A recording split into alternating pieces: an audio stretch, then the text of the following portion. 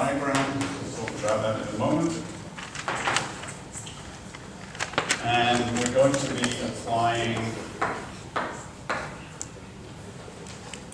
say, net force equals mass times acceleration, and this is going to be something for us to figure out, the net torque equals I times alpha. So we definitely, for each object, want to draw the free body diagram. And let me pause here so I don't forget. So at this point, the fact that objects have real extent has obviously become important. I haven't mentioned that in a couple of classes. Keep in mind that up until last week, we've pretty much been treating objects as essentially point-like. But as soon as we're dealing with torque, by definition, it involves moment arms. That's what this RT is often called, moment arm or lever arm. It involves things that are acting on objects some distance away from some axis of rotation. So they're kind of already, by definition, extended objects at this point. So our free body diagrams likely along the point-like.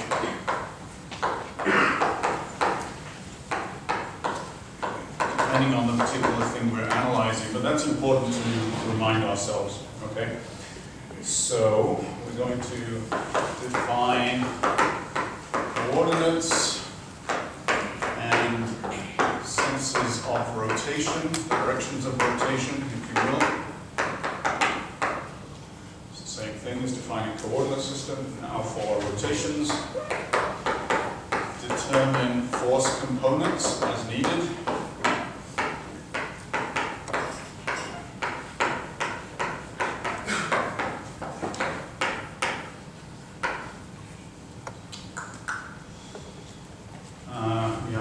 This for as many objects, so I'm going to call this repeat for each object.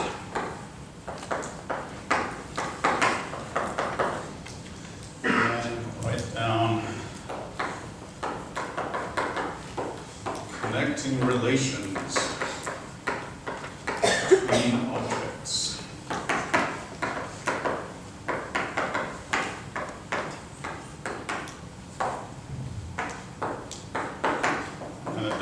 We hopefully have a system that we can solve these equations.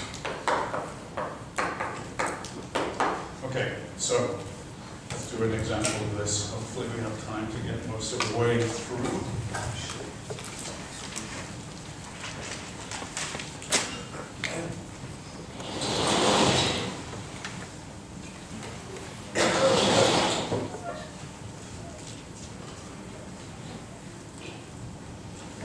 Okay, here we go.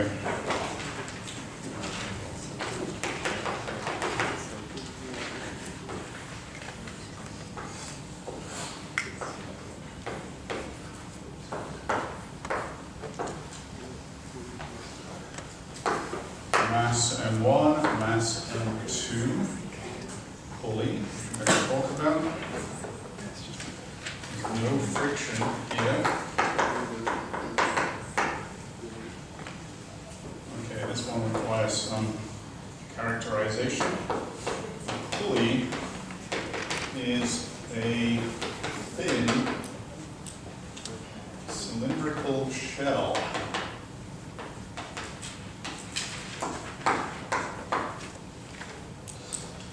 of mass big M and radius big R.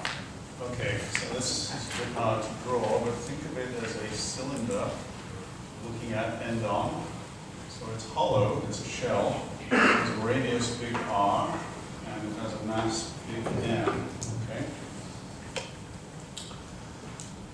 And most importantly, string as, or feels friction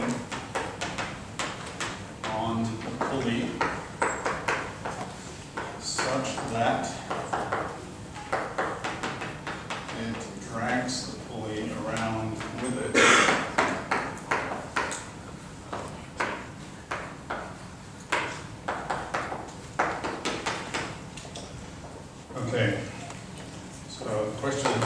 part, not so much important to get all the answers, but the questions are going to be asking, what is the acceleration of each mass?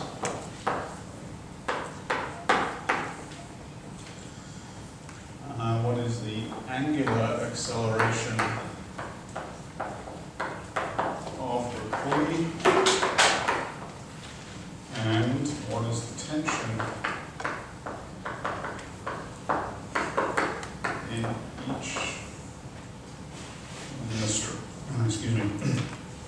each part of the string?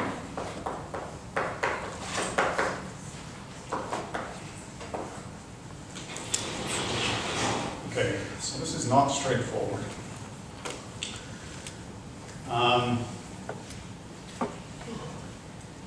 Okay, so just by thinking about the wording of this and thinking about what you expect is going to happen, I release the mass M2, which presumably I've been holding up to this point, and set it moving.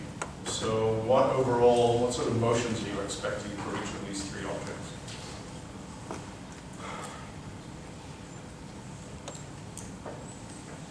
Just qualitative. M2 falls down, and one slides to the right, and police rotates clockwise.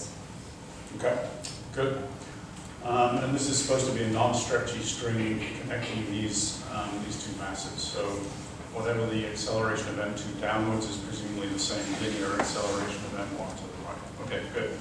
All right, so yes, fairly straightforward to predict what's going to happen. So I'm going to draw three free-body diagrams. The question of whether some of these need to be extended when I draw them or can still be point-like is one that we can discuss along the way. Let's start off with M1, this mass, M2 for this mass. This is M for the pulley, radius big R. Okay, so free body diagram. What I care about is identifying all of the forces acting on all of the objects. So mass 1, what forces can you identify acting on object 1? Tension, we're going to label it T1. What else? Gravitational force downwards, M1. What else? Force. Just going to label that N. No friction, so there's no friction force on this. So quick run through our roster of possible forces. Those are the ones I come up with. Let's jump to M2. What are the forces we can identify acting on M2? Gravitational force, M2G. What else? Tension force. Okay, I'm not going to label that just yet until we've analyzed the middle case, which is the this pulley. So what forces can you identify acting on the pulley? And this one is subtle and not straightforward. So let's go. Yeah. There's a fork, I guess, that's perpendicular to the pulley, pointing downwards. And it's due to what? Due to M2G. Okay, so I think what you're telling me is that there's a tension force downwards. And this thing is hanging vertically downwards, and so in that reason we can expect that it reaches the point where this is horizontal. There's a line going across horizontally here, and yes, it's vertically downwards. Okay, so there's a tension here, which indeed is going to result in a torque. Okay, what else? Yeah. There's also tension that way from M1. Okay. Right, I'm going to label that T1. What else? Gravity, MG. Okay. So gravity, well, where does it act? It would act from the center, right, of the pulley. Okay. So indeed, we can. Or well, assume it's hollow, right? But I mean, it's hollow. Yeah. but the center of mass would still be there, Okay, right? good. So interesting, but yes, it's true.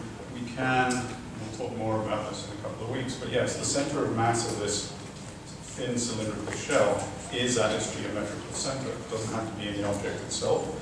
So we can imagine that there's a gravitational force acting at this point, which is M times G. What else is acting? Yeah, There's some normal force holding it up. good. Okay. Now, yes, it's what I'm going to call a normal force as well, but if it actually looks like that, so the pulley is mounted on a strut that's kind of at some angle, which it may well be, what is the direction of the normal force? Depends how it's mounted. I mean, if there's a little platform, it could be directly upward. Could it? Take a look at this. So the pulley as a whole is not translating. We know it's going to rotate, but it's not translating. So just look at the forces that are acting on this. Yes, there's something which I'm happy to call a normal force. It's kind of a response, a pushback from something.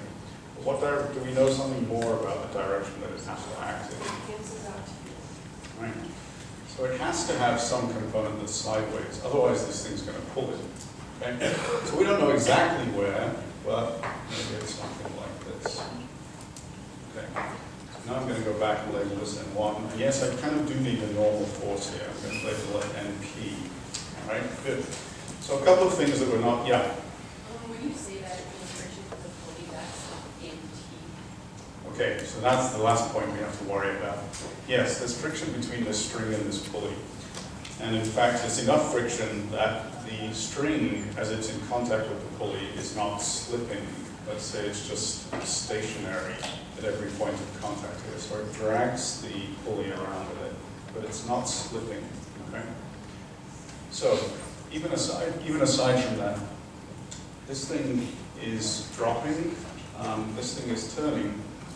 Look at the torques acting on this pulley and tell me what you can say about the tension in this part of the string and the tension in this part of the string.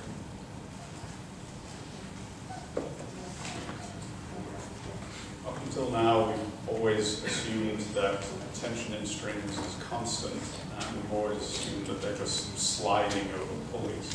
But now it's not sliding over a pulley, it's dragging it around.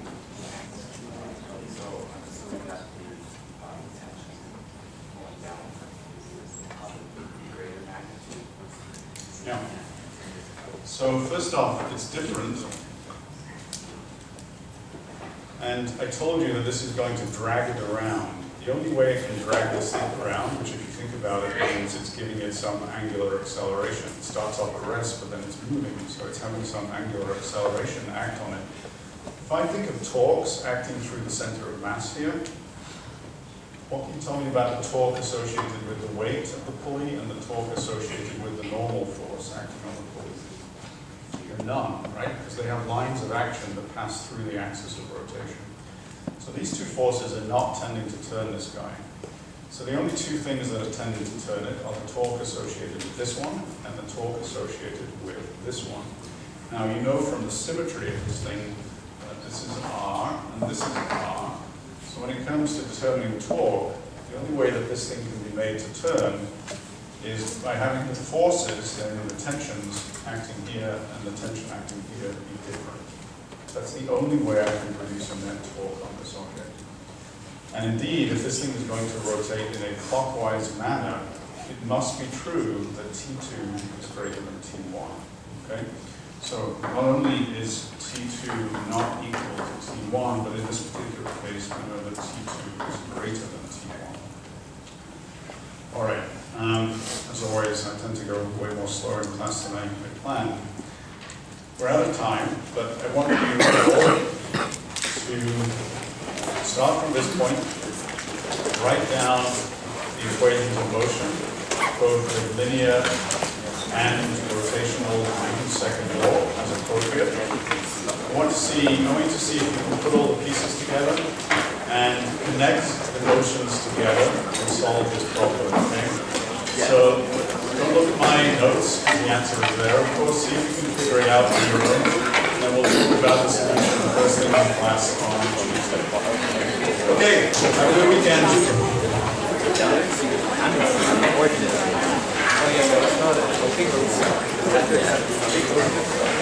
I mean, like, the reason not to